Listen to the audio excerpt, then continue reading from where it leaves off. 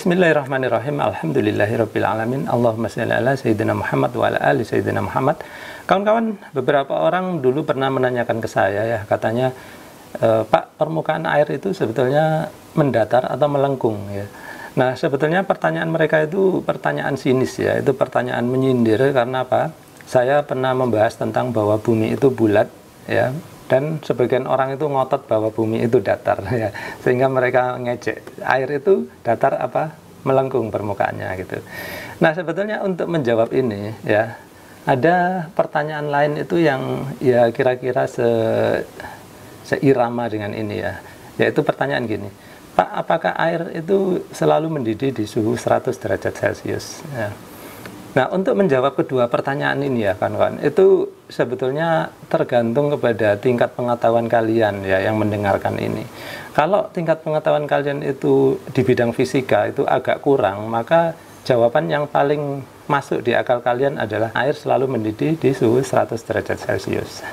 Namun, kalau kalian pernah belajar fisika sampai tingkat lanjut ya, tentu jawaban itu nggak sepenuhnya benar ya. Jadi gini kawan-kawan, untuk air ya, air itu mendidih di suhu 100 derajat Celcius itu sebetulnya adalah jawaban yang ngambang ya. Kenapa? Sebetulnya jawaban lengkapnya adalah air akan mendidih di suhu 100 derajat Celcius pada tekanan 1 atmosfer ya. Nah, sedangkan apabila air tersebut diletakkan pada tekanan di bawah 1 atmosfer, contohnya di bawah tekanan setengah atmosfer, maka air akan mendidih di suhu kurang dari 100 derajat Celcius ya. Bisa jadi 70, 60 atau 80. Nah, kalau kalian tertarik ya dengan jawaban ini, kalian bisa tuliskan di kolom komentar. Nanti saya akan buatkan eksperimen untuk kalian bagaimana cara mendidihkan air dengan suhu di bawah 100 derajat Celcius. Nah, sama halnya dengan jawaban tadi ya kawan-kawan.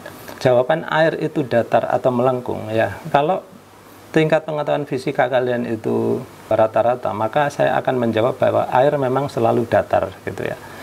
Nah, sebetulnya air itu ya kawan-kawan, itu memiliki sifat natural, bentuknya adalah selalu membentuk seperti bola. Nah, itu jawaban yang sebetulnya lebih aktual. Loh, kok bisa? Nah, kalian perhatikan ya kawan-kawan. Ini saya ambil video yang diambil oleh para astronot di pesawat ISS ya. Pesawat ISS ini adalah pesawat satelit yang mana selalu mengorbit di ketinggian sekitar 400 km di atas permukaan bumi. Ya, berjalan sangat cepat sehingga saking cepatnya dia sampai mendapatkan resultan gaya gravitasi menjadi 0 gitu ya. Nah, kalian lihat bahwa mereka melakukan eksperimen dengan melepaskan air di udara ya, udara maksudnya di dalam badan pesawat. Kalian bisa lihat sendiri ketika air dikeluarkan, dia selalu membentuk bola ya, membentuk seperti bola melayang-layang. Nah, ketika dia ditempelin ke kawat ya, maka kawat itu langsung diselubungi oleh bola tersebut. Nah, ternyata bola air tersebut. Nah, ternyata bola air tersebut itu memiliki sifat adhesi ya, yang mana dia lengket dengan kawat tersebut sehingga seperti bola air yang lengket di kawat. Nah, seperti halnya dengan bola air yang berada di pesawat tadi ya kawan-kawan. Bumi itu sebetulnya seperti bola raksasa yang melayang-layang di luar angkasa. Kemudian karena ada air yang menempel ya, sehingga air itu sendiri, karena air kan sekitar 70% atau 80% itu menutupi permukaan bumi ya, sehingga bumi ini lebih mirip seperti bola air raksasa gitu ya. Nah, pertanyaan selanjutnya adalah, loh Pak, kalau memang bumi itu bulat seperti bola, kenapa yang nampak di mata kita kok mendatar? Kenapa air laut itu nampak datar, nggak nampak melengkung seperti bola? Nah, kalian perhatikan ya kawan-kawan, untuk menjawab pertanyaan tersebut, saya melakukan suatu eksperimen ya. Saya pergi ke balai kota, ini tepatnya di depan kantor wali kota Batam. Ini ada suatu lapangan ya. Kalian lihat ya, di sini saya mengambil suatu foto ya, yang berada di lantai ya, dekat kaki saya. Ini saya sengaja letakkan ya, ini beberapa kali saya ambil gambar, ada saya taruh handphone segala macam. Kalian bisa lihat ya, garis yang saya tandain di sini, saya kasih tanda panah. Ini merupakan garis lurus ya kan? Ya, semua orang pasti bilang ini adalah garis lurus. Namun, apakah ini benar-benar garis lurus atau garis mendatar? Sekarang kalian saya ajak lihat menjauh ya kan? Saya ajak lihat menjauh, kemudian saya ajak ini melihat potongan film yang diambil dengan drone ya oleh seseorang yang saya download videonya. Nah, kalian bisa lihat ternyata yang garis yang tadi kelihatannya itu mendatar atau lurus, ternyata dia itu melengkung atau bahkan membentuk suatu lingkaran yang sangat besar ya. Ini diameternya kurang lebih 100 meter ya kawan. Nah, kenapa tadi ketika saya ambil gambarnya, ketika saya ambil segmen kecil itu dia terlihat mendatar. Nah, itulah jawabannya ya kawan-kawan.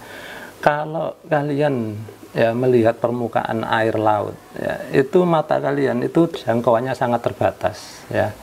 Karena apa? Kalian sedang tinggal di permukaan bumi, sehingga kalian itu nggak bisa melihat lengkungan bumi. Karena apa? Mata kalian itu jangkauannya terbatas. Seperti halnya tadi foto yang saya tampilkan, saya sengaja ambil segmen kecil untuk membatasi jangkauan kamera saya. Namun ketika diambil memakai drone ya, yang mana ketinggiannya mungkin ya sekitar 100 meter juga di atas lapangan tersebut, baru kelihatan bahwa lapangan tersebut garis yang tadi saya kelihatan lurus itu ternyata merupakan salah satu segmen dari suatu lingkaran yang sangat besar. Nah, sama ya, jadi apa yang kita lihat kelihatan air laut itu permukaannya mendatar, itu sebetulnya melengkung ya, tapi mata kita aja yang terbatas.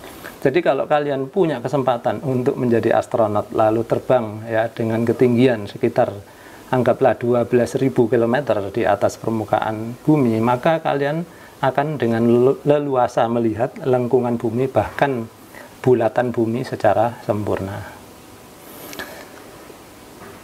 Nah, demikian tadi ya kawan-kawan. Jadi jawabannya sekarang udah jelas ya, bahwa sebetulnya ya permukaan air yang ada di bumi itu sebetulnya melengkung atau bahkan membentuk bola. Namun karena mata kita yang jangkauannya terbatas, kita tidak bisa melihat lengkungan tersebut. Nah, sebetulnya kalian juga bisa membuat eksperimen sendiri di rumah, bagaimana cara mendapatkan bentuk air pada zero gravity atau gravitasi nol.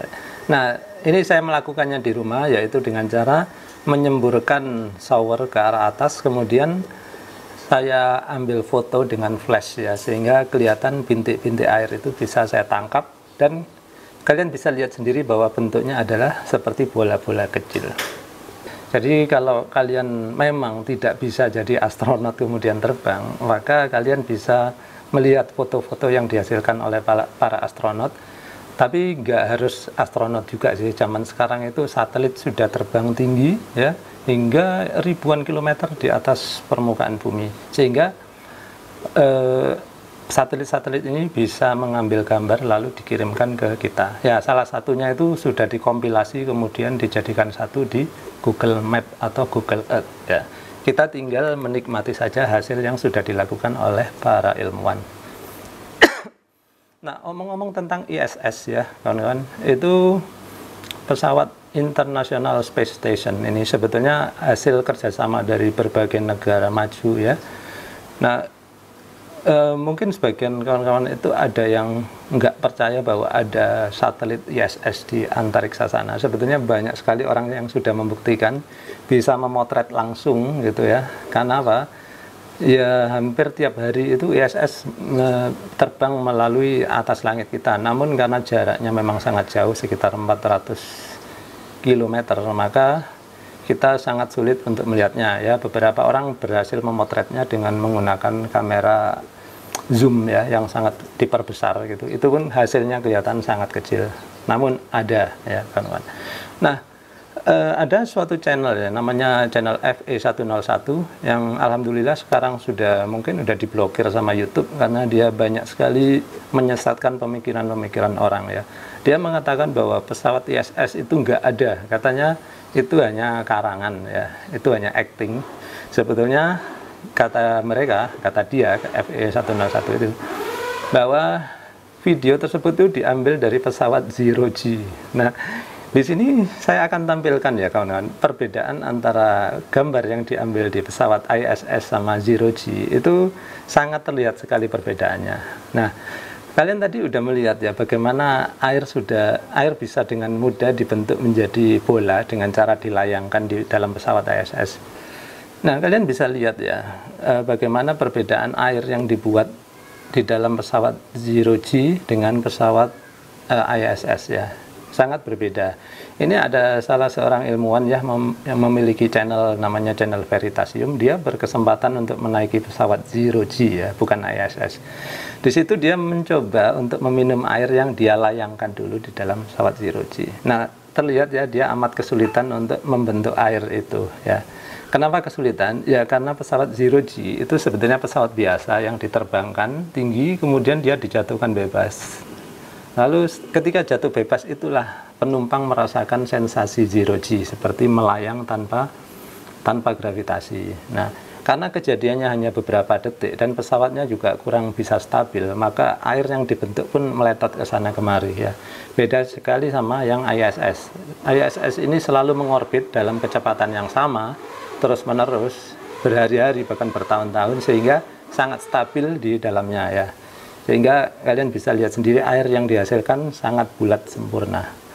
Nah, jadi kalau ada orang yang mengatakan bahwa para agensi antariksa itu berbohong, ya sebetulnya mereka kurang pengetahuan saja ya. Sebetulnya nggak perlu orang yang ahli telematika untuk mengamati perbedaan video ISS dan Zero G ya. Cukup orang awam aja bisa mikir kok gitu. Atau mungkin kalian juga tertarik membahas ya, kenapa pesawat ISS itu terbangnya sampai kecepatan 27.000 km per jam tuh, tapi pesawatnya bentuknya nggak aerodinamis. Nah, kemudian ada satu lagi, kenapa bahan bakarnya juga nggak habis-habis. Nah, kalau kalian penasaran, kalian silahkan tulis di kolom komentar, nanti kita akan membahasnya di video lain. Baik kawan-kawan, segitu dulu ya, mudah-mudahan bisa menjawab orang-orang yang pertanyaan sinis tadi, kemudian bisa menambah wawasan kita tentang permukaan air ya, kemudian menambah wawasan kita juga tentang ISS ya. Nah, ada juga yang menanyakan, Pak, kalau air memang bisa nempel di bumi karena gravitasi, coba lakukan percobaan, tuang air ke atas bola, apakah air bisa lengket ke bola gitu, katanya gitu. Nah, kalau kawan-kawan ingin tahu jawabannya, ya silakan tulis di kolom komentar, nanti akan saya buatkan video khusus, karena agar video ini tidak terlalu lama. Baik, sekian dulu kawan-kawan, mudah-mudahan bermanfaat. Terima kasih sudah menyaksikan.